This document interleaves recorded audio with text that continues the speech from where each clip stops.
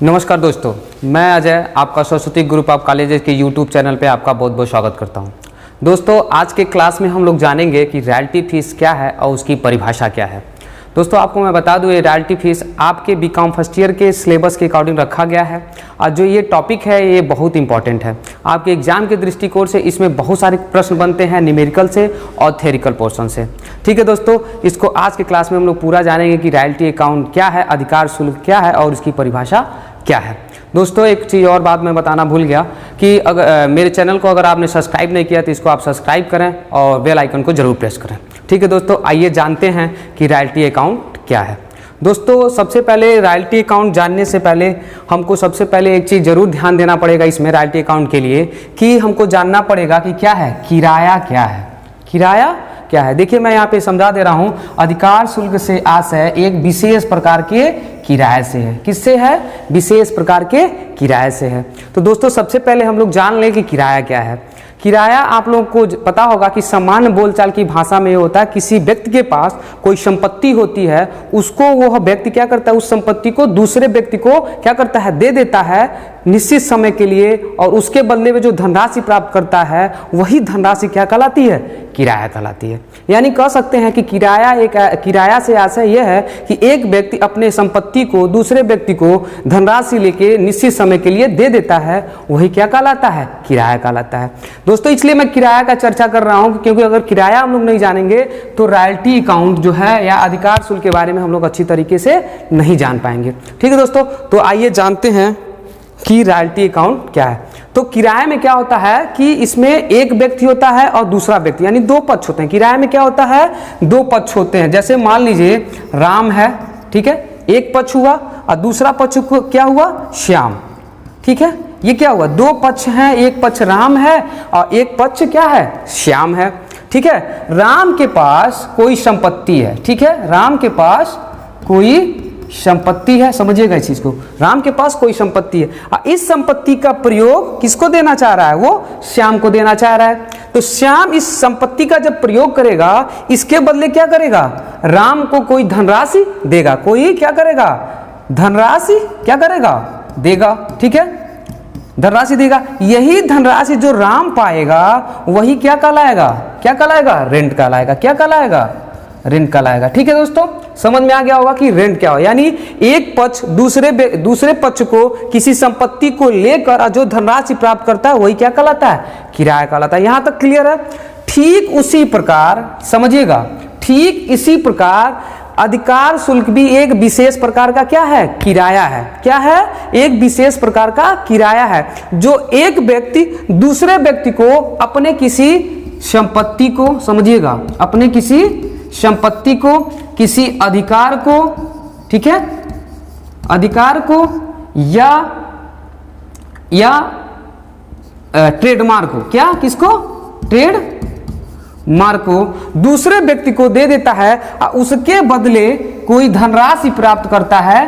ठीक है, उसके बदले क्या करता है, कोई धनराशि प्राप्त करता है। यही धनराशि क्या कहलाती है, अधिकार शुल्क कहलाती है। ठीक है, यानी एक व्यक्ति दूसरे व्यक्ति को कोई संपत्ति, कोई अधिकार या कोई ट्रेडमार्क देता है निश्चित समय के लिए और उसके बदले में जो धनराशि प्राप्त करता है वही धनराशि क्या कहलाती है, आपका अधिकार शुल्क कहलाती है। ठीक है दोस्तों, यहां तक समझ में आ गया होगा कि अधिकार शुल्क क्या है। इसको पढ़ के समझते हैं कि अधिकार शुल्क वास्तव में है क्या।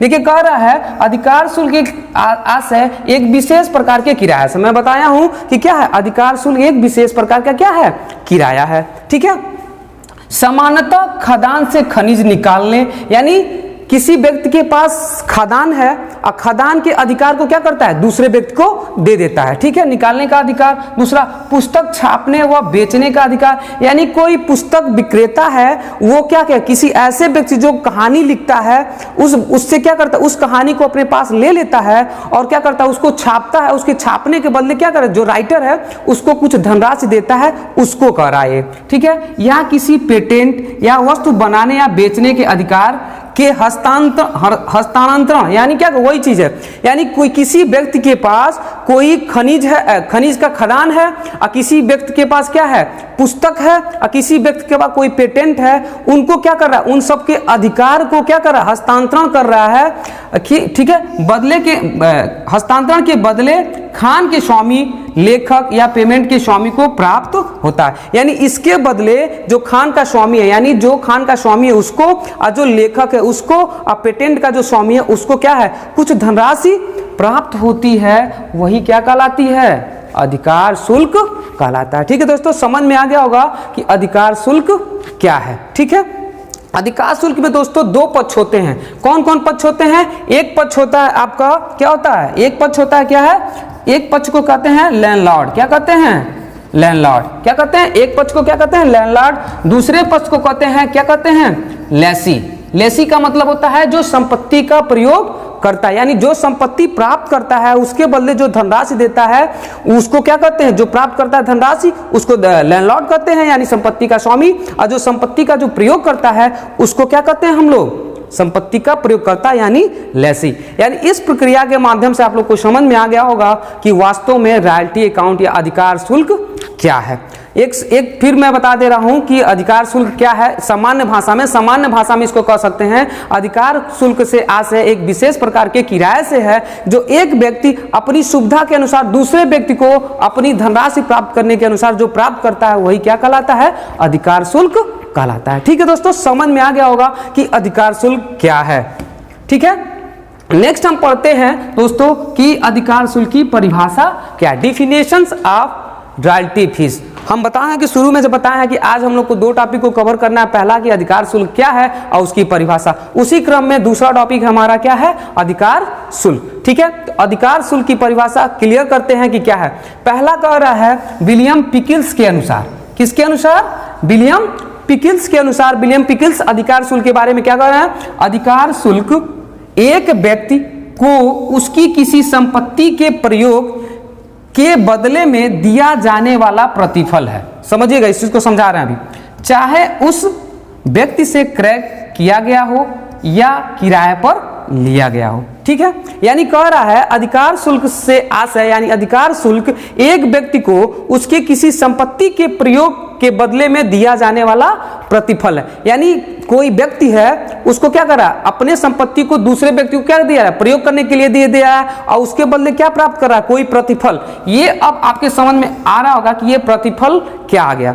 प्रतिफल का मतलब होता है कोई व्यक्ति किसी संस्था में काम करता है और उसके बदले में जो धनराशि प्राप्त करता है वो क्या कहलाता है, प्रतिफल कहलाता है। एक तरह से प्रासर्मिक भी इसको कह सकते हैं। ठीक है, तो प्रतिफल समझ में आ गया। यानी इसका पूरा सेंस ये कह रहा है, अधिकार शुल्क से आशय ये है कि एक व्यक्ति अपने किसी संपत्ति के प्रयोग के बदले, यानी एक व्यक्ति अपने किसी संपत्ति के प्रयोग के बदले पाने वाला प्रतिफल, ठीक है, पाने वाला प्रतिफल ही क्या कहलाता है, अधिकार शुल्क कहलाता है। ठीक, चाहे व्यक्ति यानी जो व्यक्ति दूसरा व्यक्ति है जो लैंडलॉर्ड है, समझिएगा इसको समझ लीजिए अच्छी तरीके से इस परिभाषा को। लैंडलॉर्ड है, ठीक है, और दूसरा क्या है, लेसी है। क्या है, लेसी। लेसी का मतलब क्या हो गया, संपत्ति का प्रयोगकर्ता। लैंडलॉर्ड के पास कोई संपत्ति है, अधिकार शुल्क से एक व्यक्ति को किसी संपत्ति के यानी इसके पास कोई संपत्ति है, समझिएगा लैंडलॉर्ड के पास कोई संपत्ति है और इस संपत्ति को क्या कर रहा है, ये प्रयोग कर रहा है। लेसी क्या कर रहा है, प्रयोग कर रहा है और इसके बदले लेसी क्या कर रहा है, इसको कोई धनराशि क्या कर रहा है, दे रहा है। इसी धनराशि को क्या कह सकते हैं हम लोग, अधिकार शुल्क कह सकते हैं इस परिभाषा के अनुसार। ठीक है, समझ में आ गया होगा कि क्या है दोस्तों। यानी कह सकते हैं कि अधिकार शुल्क से आशय यह है कि एक व्यक्ति अपने किसी संपत्ति को दूसरे व्यक्ति को देता है निश्चित अवधि के लिए और उसके बदले जो धनराशि प्राप्त करता है वही धनराशि अधिकार शुल्क कहलाता है, जो विलियम पिकिल्स ने कहा है। ठीक है दोस्तों, समझ में आ गया होगा कि ये दूसरा क्या है, दूसरा परिभाषा क्या है, J.R. बार्टली बाय के अनुसार। J.R. बार्टली बाय क्या कह रहे हैं, इसको जान लेते हैं। अधिकार शुल्क से आशय उस राशि से है, यानी जो अधिकार शुल्क है वो एक ऐसी राशि है जो एक व्यक्ति मतलब कोई लैंडलॉर्ड है, समझिएगा। ठीक है, क्या है, लैंडलॉर्ड है। ठीक है, एक व्यक्ति दूसरे व्यक्ति को मतलब दूसरे व्यक्ति को जो संपत्ति का प्रयोग करता क्या है, लेसी। क्या है, लेसी। ठीक है, को उसके द्वारा प्रदान किए गए कुछ विशेष अधिकार, यानी इसके द्वारा कोई विशेष अधिकार है, कोई विशेष अधिकार, ठीक है, क्या है अधिकार, क्या कर इसको क्या किया जाता है, प्रदान किया जाता है। यानी लैंडलॉर्ड के द्वारा कोई विशेष अधिकार लेसी को प्रदान किया जाता है, अधिकार के बदले देता है। यानी जो ये इसके बदले जो लेसी क्या करता है, कोई धनराशि देता है, वही क्या कहलाता है, यही धनराशि क्या कहलाता है, अधिकार शुल्क कहलाता है। देखिए इस फिगर के माध्यम से मैं आपको समझा दूं। देखिए ये क्या है, लेसर है। लेसर का मतलब हो गया लैंडलॉर्ड। क्या हो गया, लैंडलॉर्ड। लेसी का मतलब हो गया आपका जो संपत्ति का प्रयोग करता। देखिए यहां पे क्या है, लेसर ने ये संपत्ति दी, यानी कोई एसेट्स दिया, किसको, लेसी को, ठीक है, और लेसी ने क्या किया, कोई रुपया भुगतान किया। इसी प्रक्रिया को क्या कह सकते हैं हम लोग, अधिकार शुल्क कह सकते हैं इस परिभाषा। यानी एक व्यक्ति दूसरे व्यक्ति को कोई संपत्ति देता है, उसके बदले दूसरा व्यक्ति इनको कोई धनराशि देता है, वही धनराशि क्या कहलाती है, अधिकार शुल्क कहलाती है। ठीक है दोस्तों, समझ में आ गया होगा कि अधिकार शुल्क क्या है। यानी नोट कर रहा है कि एक उपयुक्त परिभाषाओं के आधार पर कहा जा सकता है कि, समझिएगा, कि एक निश्चित उद्देश्य के लिए, ठीक है, निश्चित अवधि में किसी विशेषाधिकार को प्रयोग करने में निर्धारित शर्तों के आधार पर आपसी समझौते के अनुसार देय राशि अधिकार शुल्क कहलाती है। ठीक है, यानी कह रहा है कि ये नोट पूरा परिभाषा का सार बता रहा है कि निश्चित उद्देश्यों की प्राप्ति हेतु निश्चित अवधि में किसी विशेषाधिकार के प्रयोग के बदले जो निर्धारित शर्तों के आधार पर आपसी समझौते के अनुसार जो राशि हमको प्राप्त होती है, वही क्या कहलाती है, अधिकार शुल्क कहलाती है। ठीक है दोस्तों, समझ में आ गया होगा कि अधिकार शुल्क क्या है। अब आपके सामने एक प्रश्न बनता है दोस्तों कि सर जब अधिकार शुल्क ये है, तो जब उसके संपत्ति जो लैंडलॉर्ड है, समझिएगा यहां एक प्रश्न आपके सामने आएगा कि सर लैंडलॉर्ड के पास जब संपत्ति है तो ऑलरेडी क्यों नहीं वो उस संपत्ति का स्वयं प्रयोग कर रहा है और उसका उत्पादन कर रहा है, पैसा कमा रहा है। आपका क्वेश्चन सही है। कभी कभी कुछ ऐसे लैंडलॉर्ड होते हैं, कुछ ऐसे व्यक्ति होते हैं, कुछ ऐसी संस्थाएं होती हैं जिनके पास संपत्ति तो होती है, लेकिन उनके पास क्या होते हैं, संसाधन नहीं होते हैं जिससे क्या करें, वो उत्पादन कर सके। उस अवस्था में लैंडलॉर्ड उस व्यक्ति को, किस व्यक्ति को, जो संपत्ति का क्या है, प्रयोग कर सके, ठीक है, जिसको हम लोग संपत्ति का प्रयोग करता, उसको खोजता है जो इस संपत्ति का क्या करे, प्रयोग कर सके, और इसके प्रयोग करने के बाद हमको भी कोई धनराशि दे जिससे हमको भी उस संपत्ति के बदले हमको भी लाभ हो, और ये भी प्रयोग कर रहे हैं इनको भी लाभ हो। इसी दशा को क्या कह सकते हैं हम लोग, अधिकार शुल्क कह सकते हैं। आपका जो क्वेश्चन बनता था वो मैं आपको समझा दूंगा, इसीलिए इसको कहा जाता है कि ये अवस्थाएं बनती हैं। ठीक है, एक क्वेश्चन बना। फिर दूसरा क्वेश्चन आपका ये बनता है, सर ये अधिकार शुल्क इसको क्यों कहते हैं, इसको रेंट भी कह सकते हैं। आप कह रहे हैं एक विशेष प्रकार का क्या है, किराया है, इसको रेंट कह सकते हैं, क्यों नहीं हम इसको रेंट कह रहे हैं, ये क्वेश्चन आपका ये बनता है। तो दोस्तों मैं आपको बता दूं कि रेंट इसलिए इसको नहीं कह सकते क्योंकि रेंट क्या होता है, रेंट क्या होता है, कोई किसी के पास कोई संपत्ति होती है तो जो रेंट का जो स्वामी होता है वो केवल उन्हीं संपत्तियों का प्रयोग दूसरे व्यक्ति को करने के लिए दे सकता है जो मूर्त अवस्था में हो। मूर्त का मतलब होता है, मूर्त की मतलब होता है वो संपत्ति जो दिखाई दे, ठीक है, जो दिखाई दे, जैसे land, building, motor car, assets, कुर्सी, मेज, इस तरह की जो भी वस्तुएं हैं जो क्या है वो दिखाई देती हैं। किराया में केवल इसी संपत्तियों का ही क्या किया जा सकता है, समझौता किया जा सकता है। लेकिन अधिकार शुल्क में इस तरह के जो मूर्त केवल नहीं किया जाता, इसमें अमूर्त संपत्तियों का भी लेन देन किया जा सकता है। अब आपके सामने प्रश्न उठता है, सर अमूर्त क्या है? अमूर्त का मतलब होता है वैसी संपत्तियां जो दिखाई न दें, जैसे आपका क्या है, ट्रेड मार्क, ठीक है। ट्रेडमार्क क्या है? ट्रेडमार्क एक प्रकार का आपका व्यापारिक चिन्ह है, एक ऐसा चिन्ह जो सुरक्षा के दृष्टिकोण से कोई भी संस्था, कोई भी कंपनी क्या करती है, अपने ट्रेडमार्क को बनाती है जिससे कि आसानी हो सके किसी व्यापारी, किसी उपभोक्ता को उस चिन्ह की वजह से उस संपत्ति को खरीद सके। इसीलिए अधिकार शुल्क क्या है, मूर्त और अमूर्त दोनों संपत्तियों का क्या कर सकता है, वो आसानी से समझौता करके दूसरे व्यक्ति को दे सकता है। ये अंतर होता है, इसलिए इसको किराया कहते हैं, इसलिए उसको क्या कर सकते हैं हम लोग, अधिकार शुल्क कहते हैं। किराया में क्या होता है, जो संपत्ति का जो प्रयोग करने वाला व्यक्ति है उसको किराएदार कहते हैं, लेकिन इसमें किराएदार नहीं कहते हैं, इसमें क्या कहते हैं, पट्टाधारी, यानी संपत्ति का प्रयोग करता। ठीक है, समझ में आ गया आप लोगों को? ये पूरा प्रक्रिया है। 2 क्वेश्चन जो आपके बनते थे वो 2 क्वेश्चन क्लियर हुए। ठीक है, आगे चलते हैं। आपका ये देखिए मैं इसको फिगर के द्वारा आपको मैं फिर से समझा दे रहा हूं। क्या है लेसी? लेसी का मतलब मैं बताया हूं ना, लेसी का मतलब क्या होता है? लैंडलॉर्ड। क्या होता है? लैंडलॉर्ड। ठीक है, यानी संपत्ति का मालिक। ठीक है, लेसी का मतलब क्या होता है? संपत्ति का क्या है? प्रयोगकर्ता। ठीक है, यानी जो संपत्ति दूसरे व्यक्ति का क्या कर रहा है? संपत्ति का प्रयोग करता। ठीक है, लेसी का मतलब ये होता है, यानी 2 पक्ष हो गया लेसी। अब देखिए यहाँ पे ये जो लेसर है इसके पास कोई संपत्ति है। ठीक है, लेसर है, इसके पास कोई क्या है? संपत्ति है। इस संपत्ति को क्या कर रहा है? राइट टू यूज एसेट्स, यानी जो एसेट्स है इसको क्या कर रहा है? लेसर को दे रहा है कि ये मेरा संपत्ति है, इसका अधिकार आप ले लीजिए। किसको? लेसी को। अब ये जो संपत्ति है अब लेसी के पास चला गया और लेसी क्या कर रहा है? लेसी पेमेंट्स, यानी लेसी इसके प्रयोग के बदले क्या कर रहा है? लेसर को पेमेंट कर रहा है। इसी प्रक्रिया को क्या कह सकते हैं हम लोग? अधिकार शुल्क कह सकते हैं। ठीक है दोस्तों, समझ में आ गया होगा कि वास्तव में अधिकार शुल्क क्या है। ठीक है, आगे चलते हैं।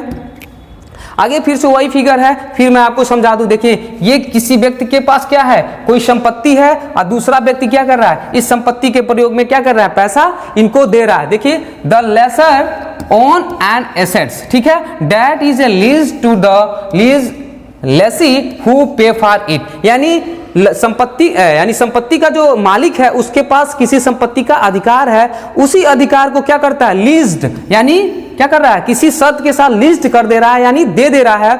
और लेजी क्या कर रहा है? हु पे फॉर इट, यानी उसी जो लेसी है जो इसका भुगतान करता है उसी को क्या कर सकते हैं हम लोग? लेसी, यानी संपत्ति का प्रयोग करता। देखिए मैं चित्र के द्वारा फिर से मैं, इसके पास पैसा है और इसके पास क्या है? कोई संपत्ति है, ये संपत्ति इसको दे रहा है, इसके बदले वो संपत्ति पा रहा है। इसी प्रक्रिया को क्या कर सकते हैं हम लोग? अधिकार शुल्क कह सकते हैं। दोस्तों पूरा का पूरा आपका मैटर था, इसको आपको समझ में आ गया होगा वास्तव में।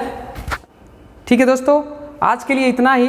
कल की वीडियो हम लोग पढ़ेंगे कि मिनिमम रेंट क्या है, शॉर्ट वर्किंग क्या है, अनरिकूपमेंट क्या है और रिकूपमेंट क्या है। कल के वीडियो में हम लोग जानेंगे कि इस तरह के टॉपिक कैसे बनते हैं और ये कैलकुलेशन के लिए कितना इंपॉर्टेंट है। आज के लिए इतना ही, कल के क्लास में हम लोग मिलते हैं। अगर आपने मेरे चैनल को सब्सक्राइब नहीं किया है तो इसको सब्सक्राइब करें और बेल आइकन को जरूर प्रेस करें। Thank you.